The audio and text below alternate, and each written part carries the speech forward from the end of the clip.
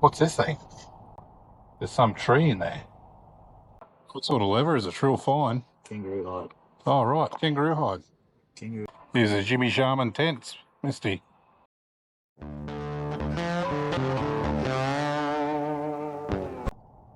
Here we are. Now, is it Barcaldine or Barcaldine? I would say Barcaldine. And it must be a decent place because it has its own regional council and it's got its own power station.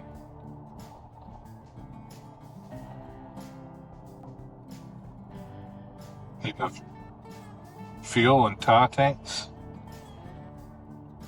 Oh, check out the chook.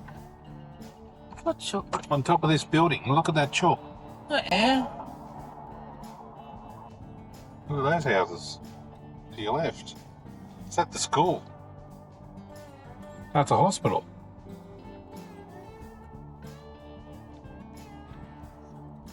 So here's the main street. You've got an old service station. The railway area is big. What's this thing? There's some tree in there. It's a bit odd. It's an art.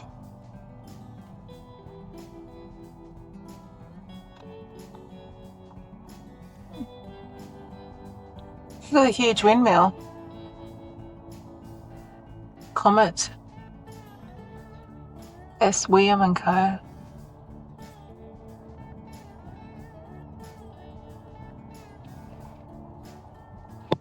This is a pretty cool little street. So this is the start of the strikes. This is the start of all the strikes for the shearers, which then led on to become the movement that created the Labor Party. So yeah, this is famous for the Labor Party branching out and the movement that created it. So that's what puts there you go, the Australian Heritage Workers Heritage Centre. So this is what put it all on the map for the Labor Party, where it all began.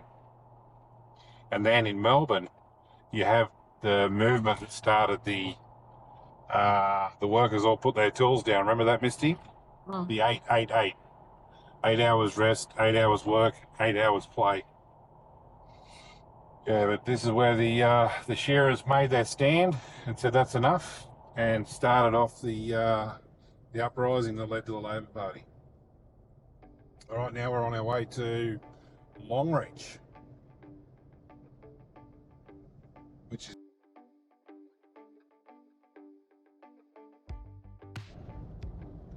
I've only got 70 k's to go and we're at Longreach, but I just wanted to show you how green it is out here. I'm just going to turn it around. We've got so the amount of grass and feed out here at the moment, I think because of a good rain season they must have had, because it's just feed everywhere and it's green. Like we're in outback Queensland. 70 k's to Longreach. yeah, It's just beautiful. This is normally patchy. There's just dirt and then patches of grass. This is incredible to see. Absolutely stunning. Just coming into Ilfracombe.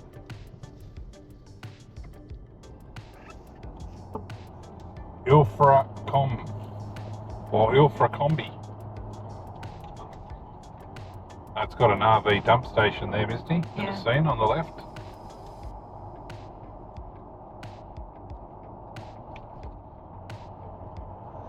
Oh, there's a van park here.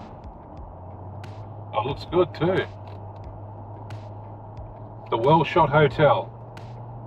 Looks like a good spot to get a nice ale.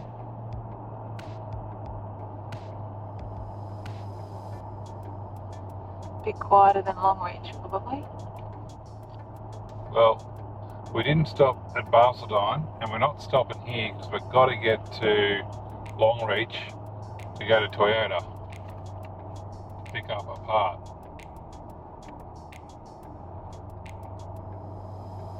Wow, look at this machinery. How cool is that? There's like a history of farming at Ilfracombe and a army thing. Look at the graders. Did you see all them graders? Yeah. Wow.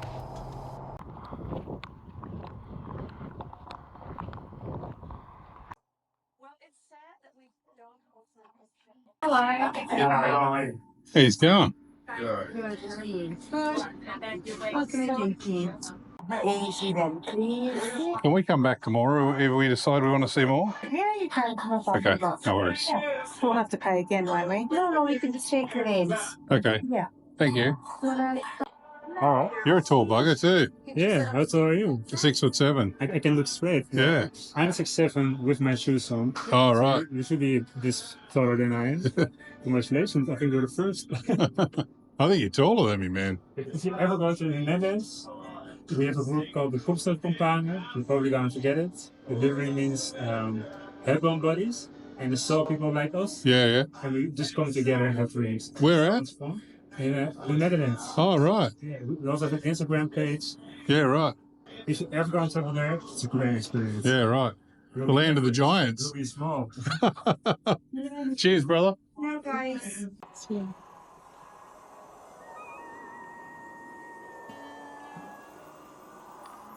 This is Hugh Orry.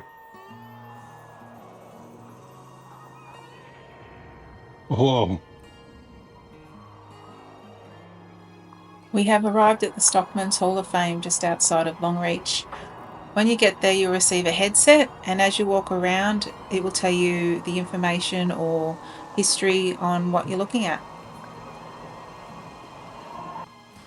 So there's the old grinding stones.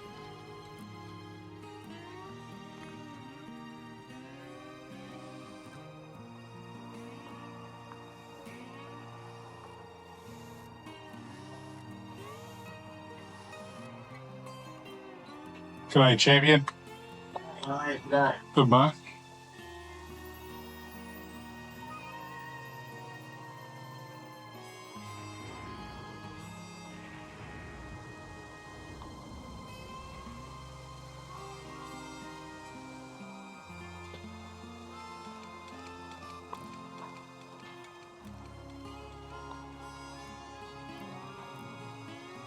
Look at all this bushcraft. They're saying on the headpiece, if you couldn't make it, if you couldn't buy it, you make it, and if you couldn't, if it broke, you fixed it.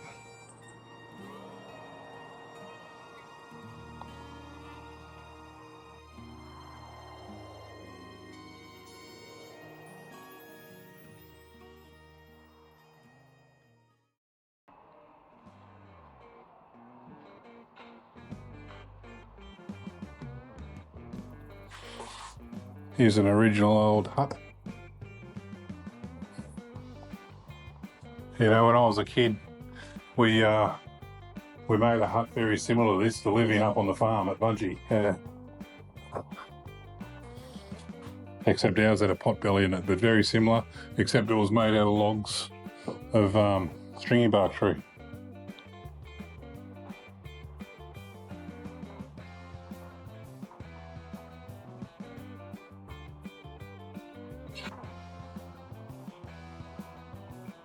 Do you have some patience doing that, mate? Yeah. Turk's head nut on the handle, finish the handle off. What's that, mate? I just put the Turk's head nut on the handle to finish the handle off. Oh, right. That's the hardest bit, is it? Oh, no, it's just one of the jobs got to be done. Yeah.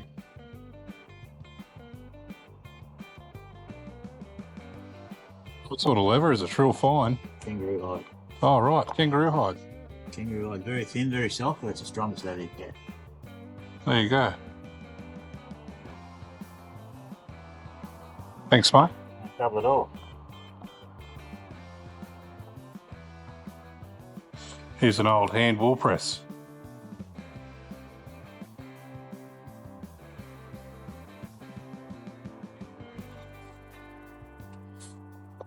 My dad was only telling me when I took him for a trip the other last week, or the week before, that he used to have to pull on one of these wool presses, And because of the height of the handle, where he worked at, the height of the handle was too high for the shed, so they cut it down. So he struggled to pull the bloody handle down.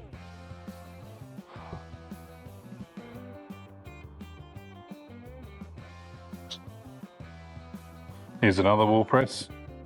They obviously ended up making them, instead of them working like this, ended up making them hydraulic. So you can see all the wool stands. So the shearers would pull the sheep in from the side, shear them, and then shoot them back down the chute. That's the old shearing handpiece and the classic blue singlet. And this is a shaft-driven handpiece here.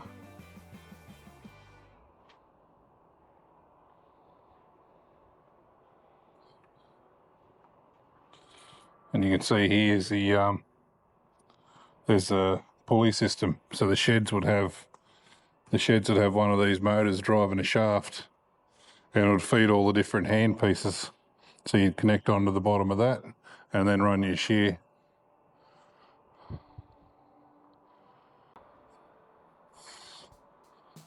So this is showing the travelling stock routes. So they used to push cattle all over the country on these stock routes. They didn't move them like they do today with trains and trucks. Well, not so many trains, one train running, but most of it's on trucks. They used to push them across these stock routes and send them to places where they'd slaughter them, or just move them from property to property. Incredible. The Canning stock route. Yeah. It's the longest stock route in the world. One track cutting a single line across 3 deserts. The Great Sandy, the Little Sandy and the Gibson, infamous for its lack of water, searing heat and frontier conflict. Only 31 mobs were taken down the Canning in its 53-year history. 1910 to 1959. Total length 1,850 kilometres. There's all these wells and that along the way. Oh, right, they're all watering holes. Yeah.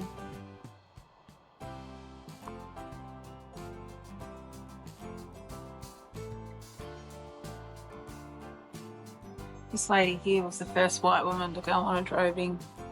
Oh, right. Helen Lanigan. Lanigan. What is it? Eileen Lanigan.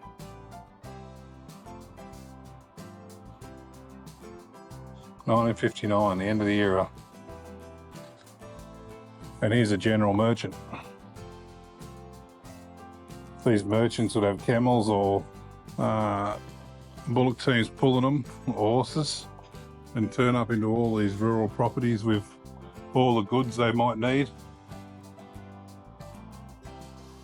Boots and cooking and rope, fabric.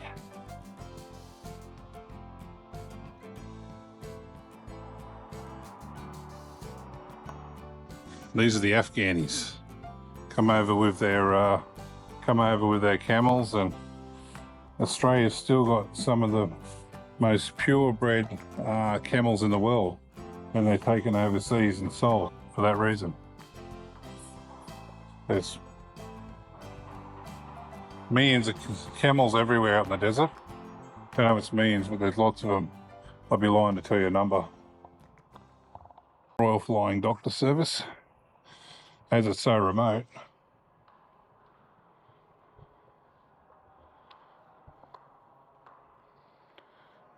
if you're sick or you got an accident, you need to get to a hospital or a doctor, they'll fly you.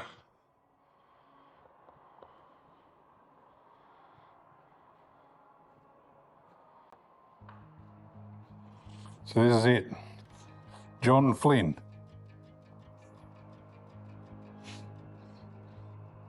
John Flynn kicked it all off.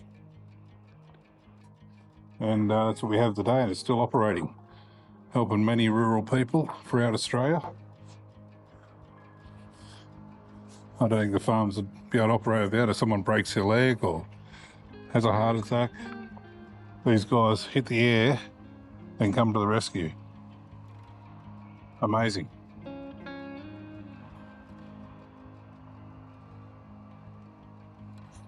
Here's a typical remote station. These places are self-sufficient, but you know, they need to get someone to a hospital. They're relying on these guys to come to the rescue.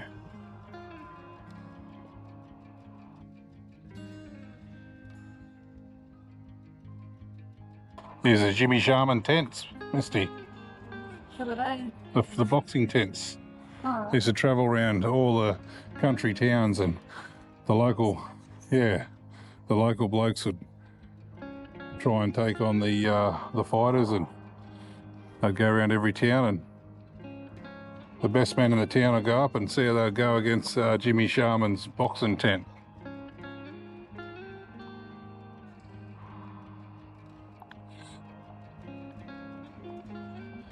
Here we go, Jimmy Sharman's boxing. Toured the country shows. His fighters would be introduced to the crowd. Surely some of you blokes can beat him. 3 rounds, 5 pounds. Most who took up the challenge were outclassed and quickly found mates at the beer stand after, proud of having a go. So here they'd go. He'd call them up. Come on boys, get up here. And the toughest blokes would come up and take on one of Jimmy Sharman's travelling boxes.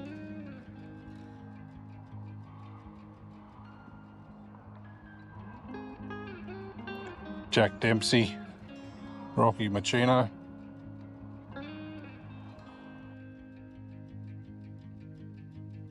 Chainsaw. The bull born bad. Chainsaw was a thinking bull, entirely unpredictable, with a unique bucking style. He worked all the angles, especially his trademark move, the flying sideways scissor kick. After bucking off a helpless rider, he would run a victory lap around the arena. Fans still adore him to this day. I'll never forget him, will you?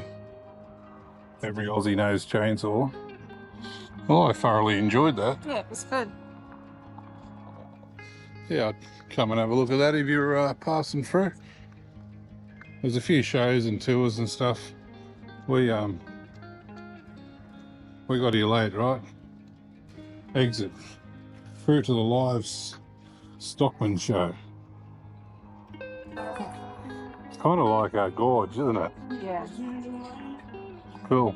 Dolly.